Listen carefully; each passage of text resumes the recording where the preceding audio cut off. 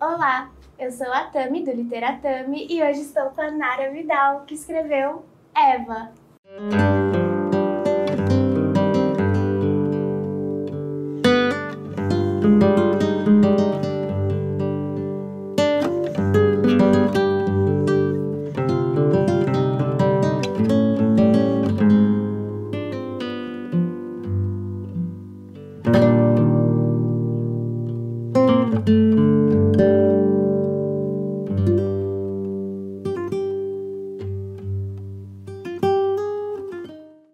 Bom, em primeiro lugar, Nara, muito obrigada por estar aqui no Literatami. Eu estou muito feliz com esse retorno às entrevistas presenciais logo com você. Exatamente. Que está sempre tão longe e agora está aqui.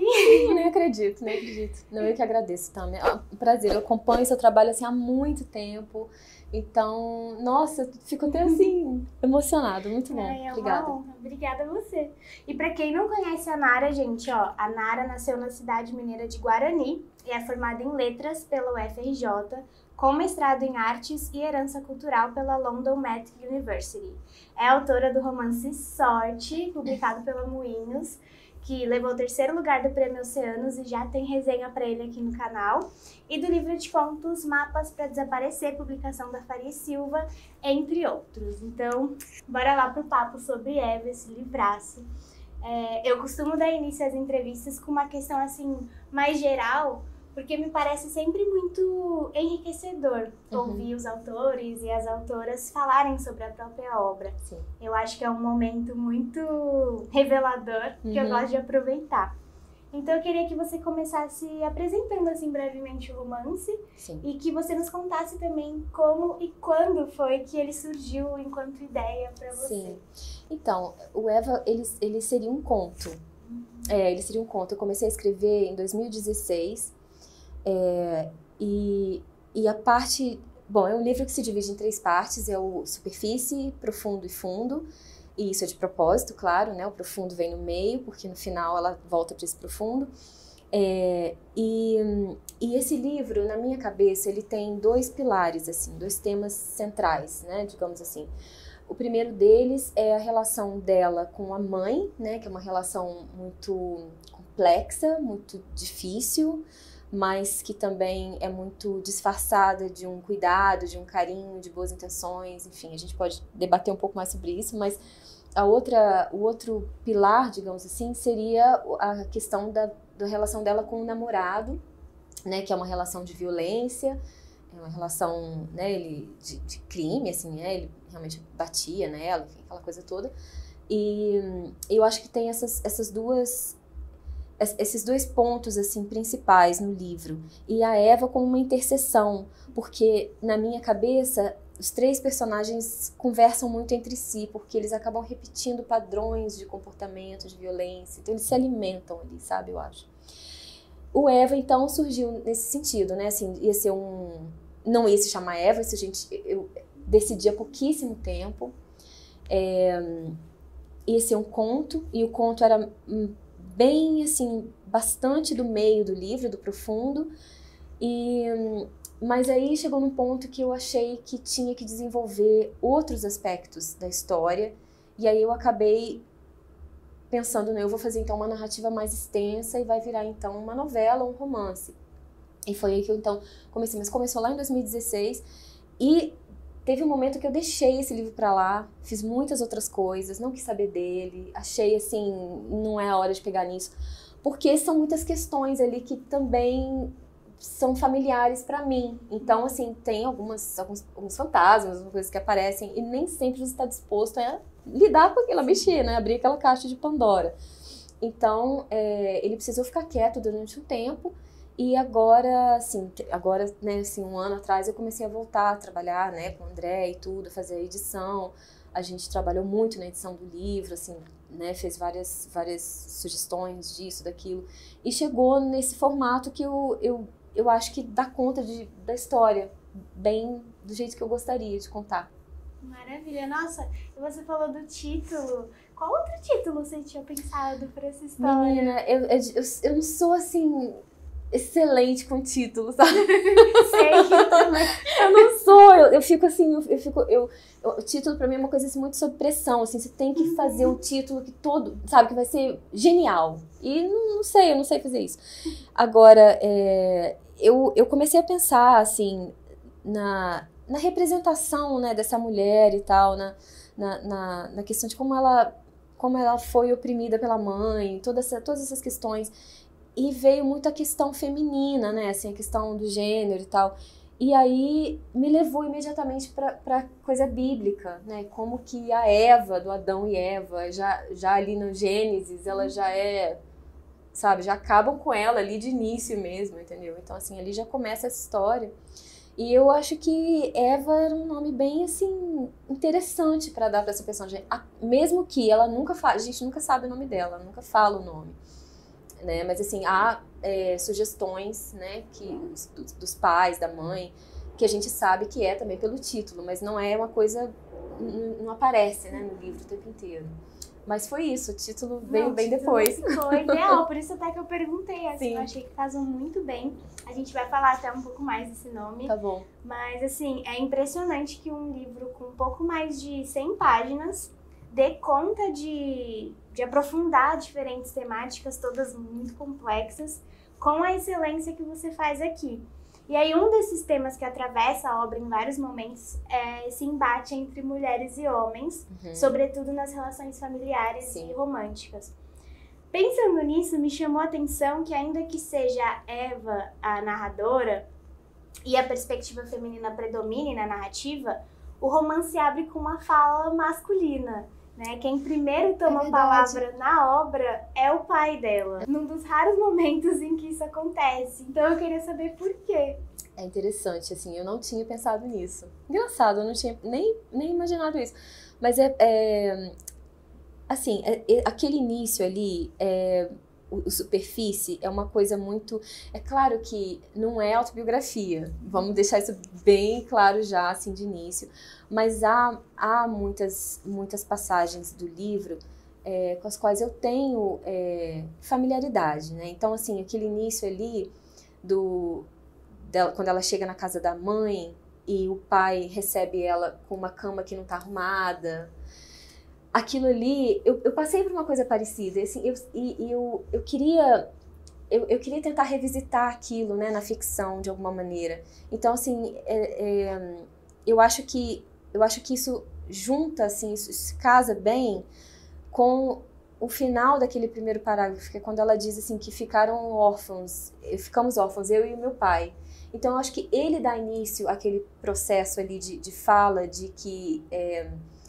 parece que dá a impressão de que a vida dele continua normal, até que a Eva, então, começa a mostrar que, na verdade, ele também está órfão, né? Ele também está com aquela falta, porque ele tem que lidar, então, com essa situação de uma filha chegando para ficar na casa que era da mãe dela, mas que era dele também, mas a mãe dela sempre morta, né? A partir de, então, aquela ausência ali gritando na cabeça dela, e o pai dela, então, tendo que lidar com um papel que não era dele. Ou seja, ele não consegue lidar com aquele papel. Então, ele passa para ela essa questão, até sugerindo uma certa familiaridade. Olha, você sabe onde fica tudo, essa é a sua casa, fica à vontade. Então, eu acho que esse começo dele falando acaba casando bem com essa referência que ela faz. A ele também ter virado órfão, porque ele também... essa mulher era muito dominante na vida dessas pessoas, essa mãe, né? Então não é só a Eva que tem aí, no caso, esses cacos aí pra juntar, né? O pai também, e isso fica muito, muito óbvio nesse início. Sim. Eu acho que por aí. Fica, e principalmente nesse ambiente doméstico, né? Sim, que era o ambiente dela mesmo. Exatamente. E é um começo muito emocionante. Gente, vocês se preparem, porque o livro é pedrada, assim, é bem emocionante. Eu gostei muito, por isso que me chamou a atenção, assim, sim, esse começo. E aí, como a gente acabou de comentar, a Eva é a protagonista, a narradora, a Eva, vamos chamá-la assim, sim, né? Sim. Deste romance que então leva o seu nome e que começa retomando essa passagem bíblica da condenação dos seres humanos à expulsão do paraíso por culpa dela. Por essa culpa mulher dela, primitiva, claro. que seria a mãe de todas as mulheres, Sim. que prova o tal do fruto proibido e atiça o homem a fazer o mesmo. O que te fez lançar o olhar e construir uma voz para essa personagem? E quanto há também da Eva bíblica nessa Eva do livro? Bom, isso é interessantíssimo, porque eu acho que isso segue a narrativa toda, né? Eu acho. E assim, eu fico pensando, por exemplo, no comportamento da Eva, porque, vamos deixar claro, assim, na minha cabeça, a Eva é uma personagem que foi construída, que ela não é uma vítima, ela não é uma heroína, muito pelo contrário, ela é super humana, porque ela também manipula, ela também provoca, ela trai, ela não é confiável, ela tá ali, bom, ela acaba enlouquecendo em algum momento, né? Então, assim, ela é muito humana, né? Ela é uma pessoa completamente normal. Então, eu acho que essa questão vem muito também da relação dela com o namorado, né? Porque essa questão da violência doméstica que aparece muito nitidamente no final do livro, foi uma coisa assim, eu também fiz isso de forma premeditada, que eu tentei colocar a Eva como uma pessoa assim que provoca muito a raiva daquele homem, porque eu tenho certeza que eu tô lidando ali com uma personagem que existe pelo Brasil inteiro, quando as pessoas falam assim, mas fez por merecer, tá? Assim, ela traiu ele, ela mereceu. Então, assim, são questões que muito me interessam, porque eu tô lidando ali, como você falou da questão da Eva, que é uma mulher que supostamente vai dar essa tentação pro Adão, e o Adão, coitadinho, né? Nossa, foi levado pela Eva. Então, assim, é muito parecido com essa questão assim, da Eva, é quase que se o homem tentasse justificar o injustificável, né? Então, porque a mulher, então, provocou, ela fez isso e fez aquilo. Então, eu acho essa questão muito importante, assim, me interessa muito esse assunto do corpo da mulher, né? Assim, como um campo de batalha, né? Assim, como se fosse um lugar que todo mundo pudesse violentar, que pudesse normalizado como um lugar de violência, né? Então, assim, isso tudo já desde esse início cristão, né, dessa nossa cultura. Então, eu acho isso muito interessante pensar nesse aspecto. Eu acho que isso é muito, muito nítido no final da narrativa, no fundo, né, na última parte, que tem toda essa dinâmica aí de relacionamento dela com o namorado, que, na verdade, na minha cabeça é mesmo uma repetição de padrão do que ela teve com a mãe. Então, assim, a Eva procura uma relação de proteção, ela se sente bem sendo posse de alguém, porque a mãe dela, a partir do momento que a mãe dela morre, ela fica sem chão nesse sentido, porque era uma pessoa que acaba criando uma mulher insegura, então ela precisava daquele papel de mãe. Né, são vários lugares assim, no livro a gente consegue perceber isso. E aí ela acaba também se relacionando com um homem que também vê a Eva como uma posse, né? Então, assim, por que ela não sai? Tem um momento que fala assim, pode ir embora, a porta tá aberta. É uma metáfora, mas é assim, ela não consegue achar aquela saída, porque ela tá tão acostumada com aquelas relações de abuso, aquelas relações violentas e, enfim, que eles vão mesmo se alimentando, assim, os três, né? Ela faz o que ela aprendeu e ela aceita que o namorado faça com ela, porque é familiar para ela aquele tipo de relação abusiva, né, de muita posse, de muita manipulação, né? Ele manipula muito a Eva. Ou seja, esses temas, né, que são muito difíceis, mas assim, é interessante pensar assim nessas três pessoas como pessoas que estão entre nós, né, o tempo inteiro. Exatamente. A questão do nome, né, é fundamental para a construção da sua protagonista. Sim. É isso que a gente está falando, para o desenvolvimento do livro por inteiro. E há um trecho em que a Eva diz: meu nome era proibido, a culpa da maldição do mundo estava toda dentro do meu nome. E de fato, Eva, que é esse nome escolhido pelo pai, o que é muito importante. Sim. É considerado por todos ali um nome mundano, que é o símbolo do pecado, da culpa, tendo sido, inclusive, a primeira decepção que a personagem deu à mãe. Exatamente. A mãe que é essa figura, né, central do livro.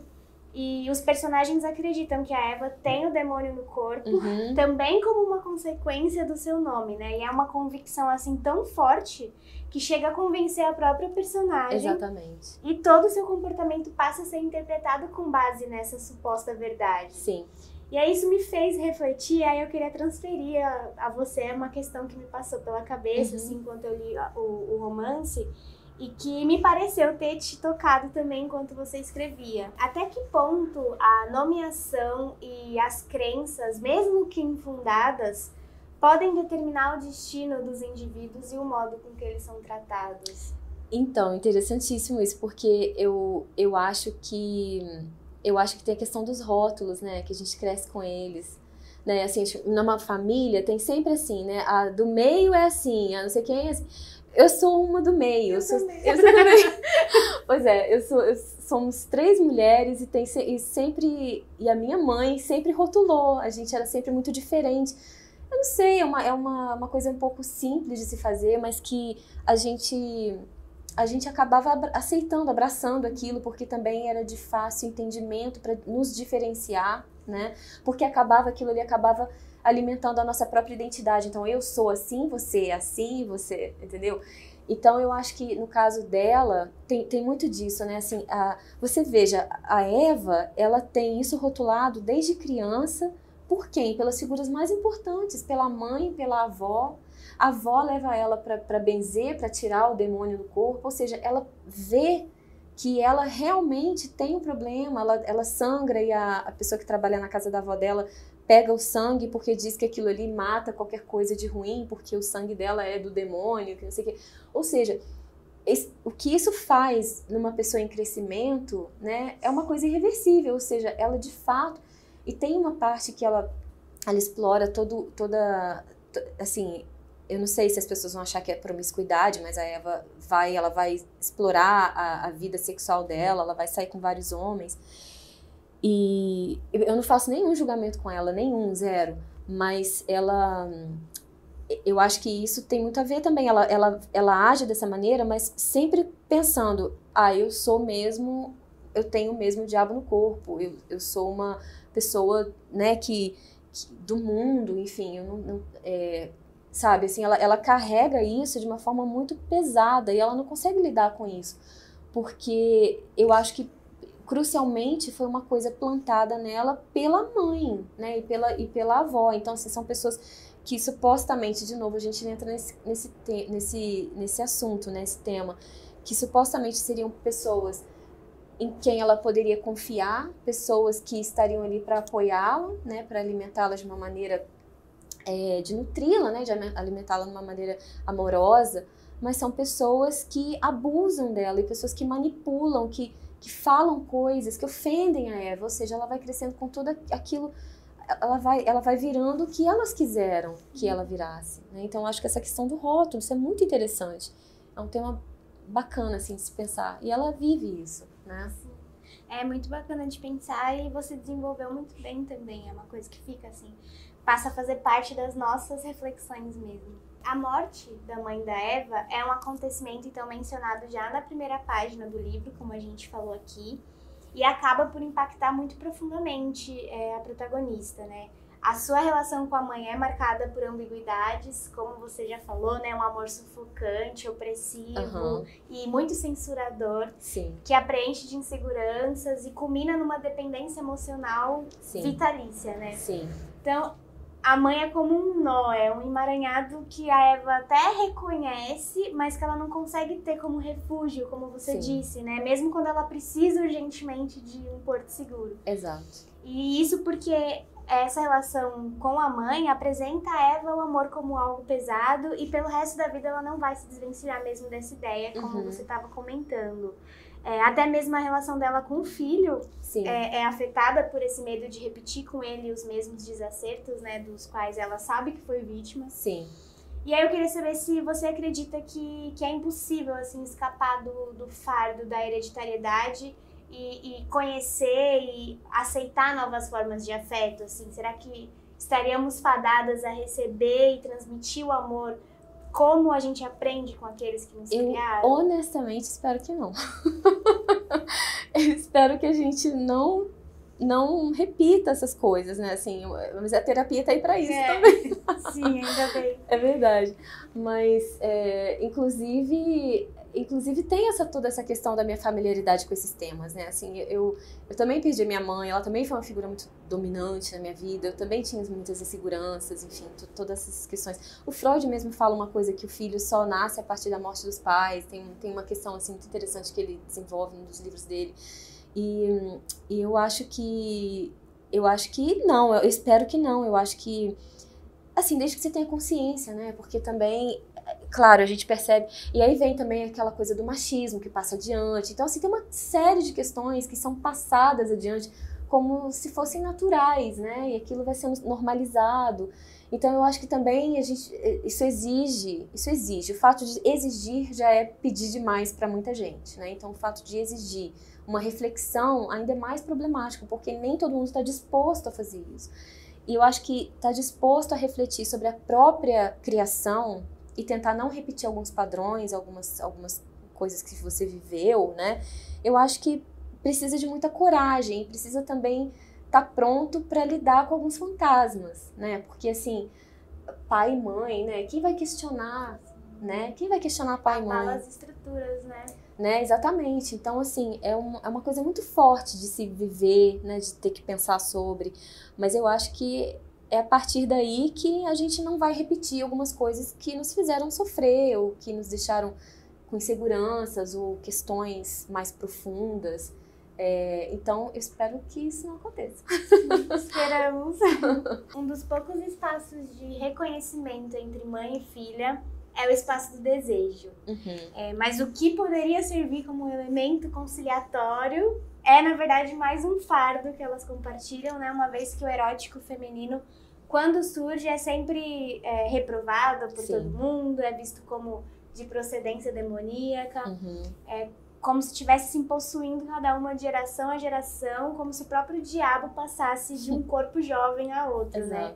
Eu queria que você falasse um pouco sobre esse tratamento aqui do desejo e do erotismo no livro e de que modo ele contribui, assim, ao aprisionamento também dessa protagonista, que em grande medida representa as mulheres, né? Sim, exato. Então, eu acho que, bom, esse é outro tema que não sai dela, né? Ela carrega isso o tempo inteiro. Inclusive, é interessante pensar, por exemplo, na relação que ela acaba tendo com o marido, né? Ela encontra um marido e a gente falou dessa coisa demoníaca, né? Porque, assim, o marido aparentemente é um homem bom, ela achou um homem, a partir do pai dela, né? Ele diz que é um homem decente, um homem bom, mas ela vai ter um amante, ela não gosta do marido, né? Então, assim, tem toda essa questão da Eva, assim, voltando nesses padrões, que ela só consegue reconhecer aquele tipo de comportamento, que é o errado, que é o diabo no corpo, entendeu? Aquela coisa toda.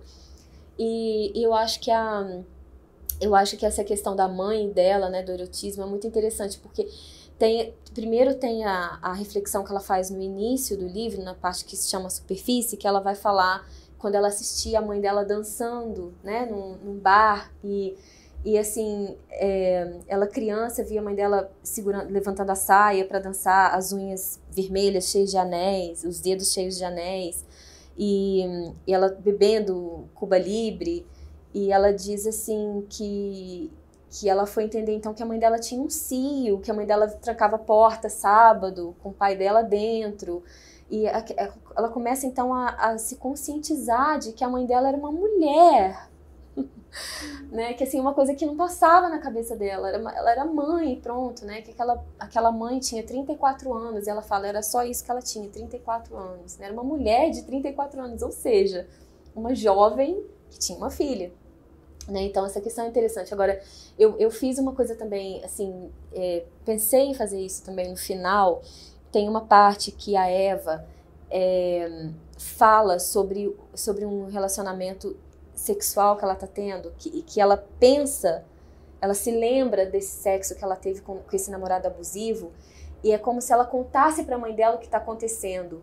E aquilo ali é interessante porque contar para a mãe com os detalhes gráficos que eu conto é uma coisa que também não se encaixa.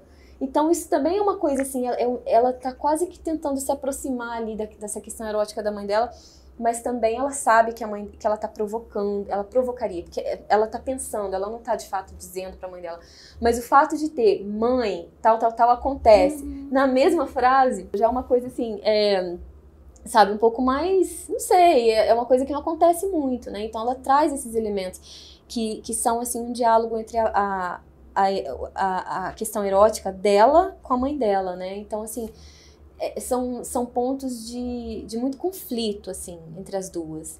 Mas que eu acho que a Eva, às vezes, ela consegue reconhecer. Eu acho que faz parte de um processo dela de começar a entender que aquela mãe era, então, uma mulher. Como ela também começa a entender que ela tem um filho, mas que ela tem os seus desejos e, enfim, todas essas questões.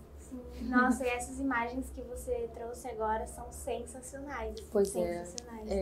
E não cabe muito com a questão da mãe, né? Sim, é inusitada, né, essa aproximação. Exato. A loucura é um dos temas que o seu livro explora também com especial interesse. É praticamente uma sina feminina que vai atingindo a protagonista conforme ela envelhece. Sem entregar muito do enredo, em determinado momento ela passa a ser visitada por outras mulheres órfãs e sozinhas como ela, mulheres enlouquecidas que contaminam ali o seu juízo. Em outro momento, no que também pode ser lido como um ato de loucura, a Eva se dedica a construir quase que um duplo de si mesma. Inclusive, eu adoro esse fio narrativo aqui. É como que garantindo a continuidade dessa danação que ela não pôde transmitir para outra mulher hereditariamente. Exatamente. É quando isso acontece e a protagonista se confunde, as outras, até com a mãe, essas mesclas vão se imprimindo também no próprio discurso. E a prosa se assume como um composto de todas elas.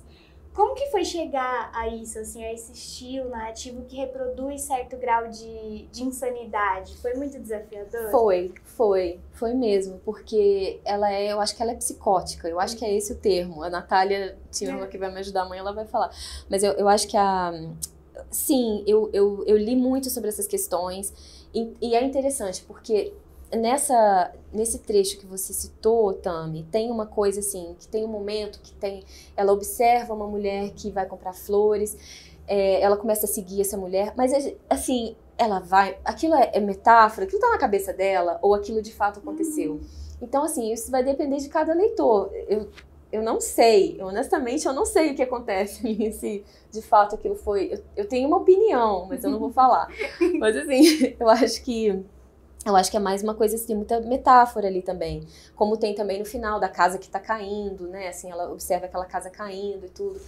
Então, eu acho que essa questão da loucura e dessa é como ela começasse a se encontrar num espelho, né? De volta com ela mesma e começasse a trabalhar a própria identidade a partir dessa outra figura.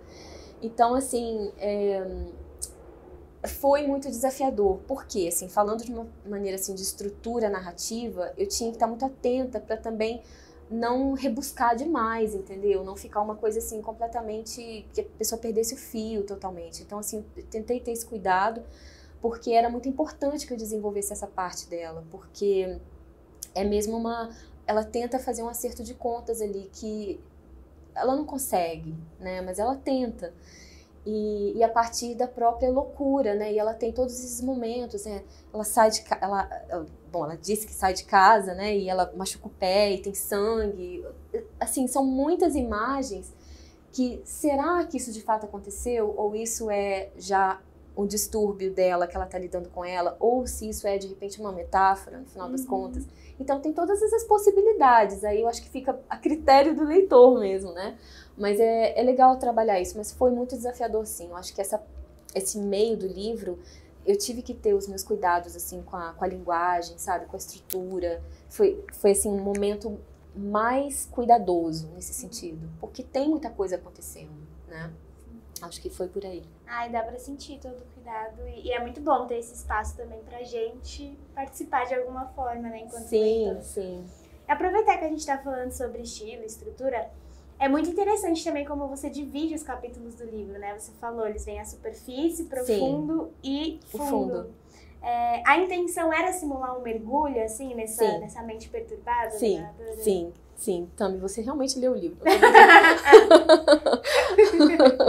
Não, não é exatamente, até porque no final, a minha intenção era o que eu quis fazer com esse final? Porque no final de tudo, é como ela fala assim, e a minha morte começa agora, a partir do profundo, para onde eu tô indo. Ou seja, eu quis fazer um círculo, assim, né? Como se aquilo não fosse possível acabar, né? Então, assim, eu vou voltar para aquilo.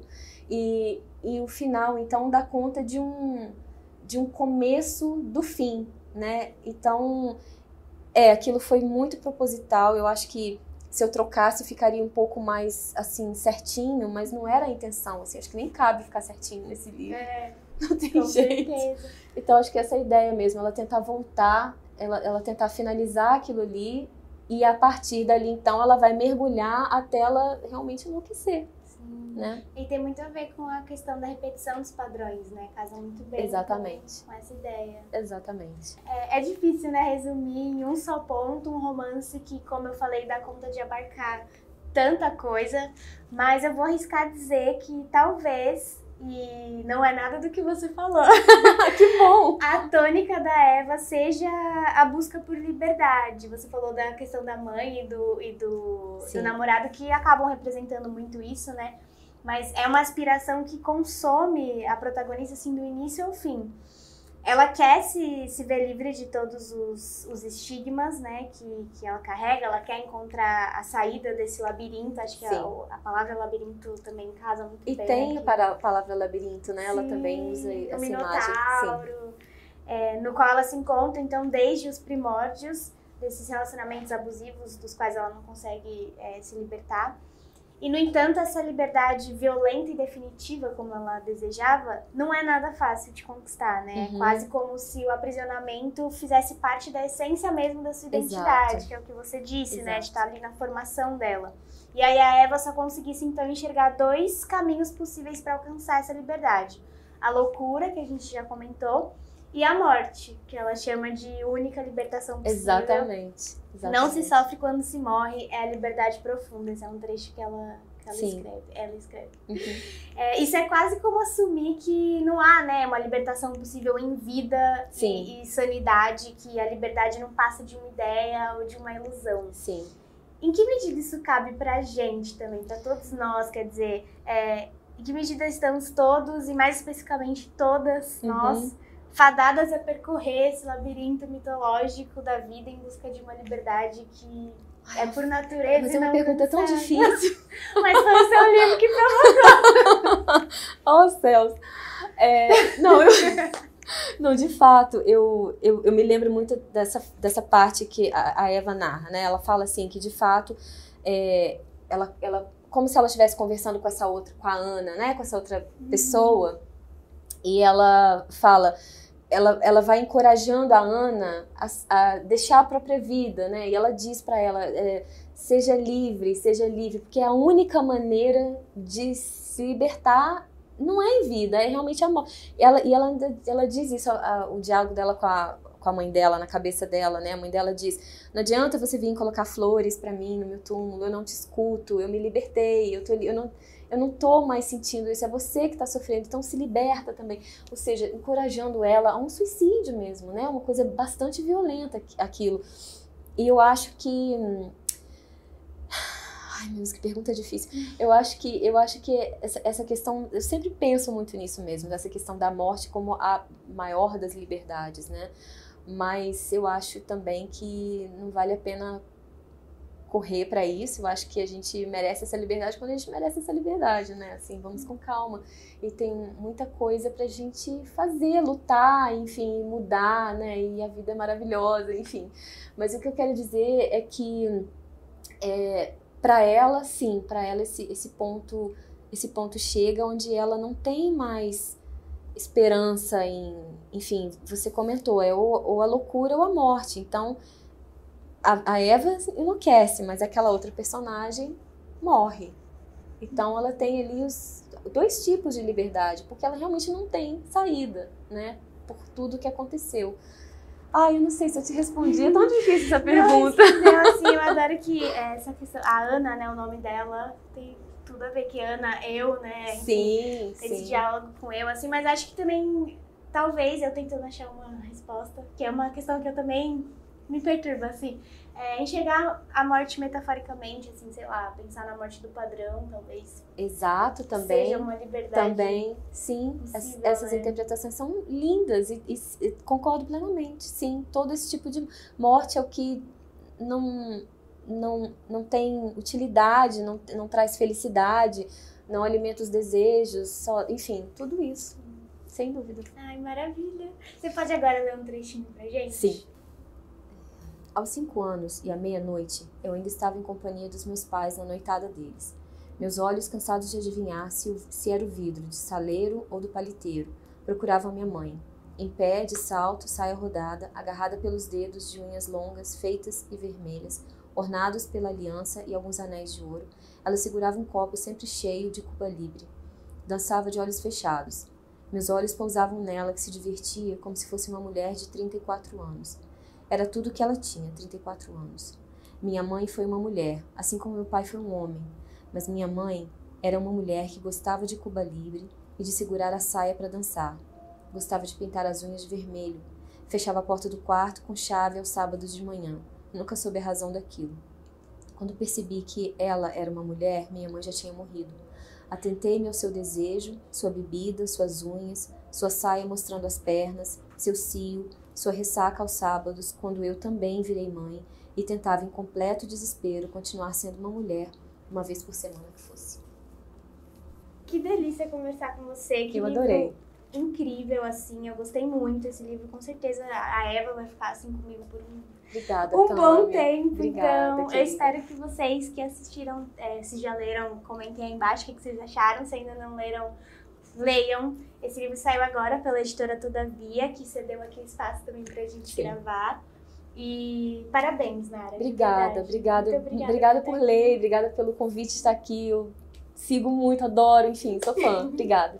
É isso, gente. Muito obrigada e até o próximo vídeo. Tchau, tchau. Tchau, tchau.